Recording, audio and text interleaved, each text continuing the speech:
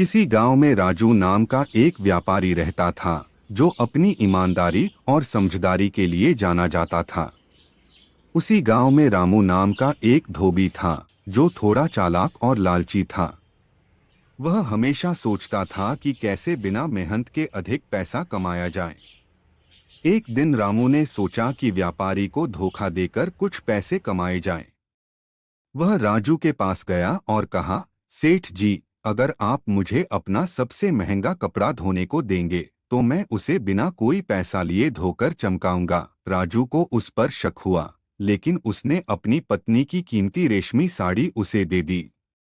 रामू ने साड़ी बेचने की योजना बनाई और बाजार जाकर उसे अच्छे दामों में बेच दिया।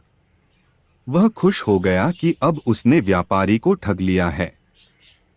अगले दिन जब राजू ने साड़ी के बारे में पूछा तो रामू ने झूठ बोलते हुए कहा, साड़ी गलती से नदी में गिर गई और बह गई।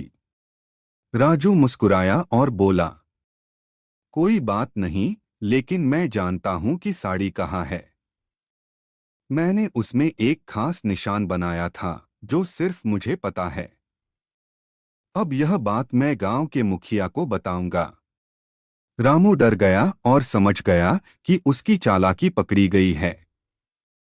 उसने तुरंत माफी मांगी और वादा किया कि अब कभी किसी को धोखा नहीं देगा। राजू ने उसे माफ कर दिया, लेकिन उसे ईमानदारी से काम करने की सीख दी। इसके बाद रामू ने अपनी गलती से सीखा और मेहनत से काम करने लगा। कहानी से शिक्षा: धोखा देना कभी सही नहीं होता, क्योंकि सच्चाई हमेशा सामने आ जाती है। मेहनत और ईमानदारी से ही जीवन में सफलता मिलती है।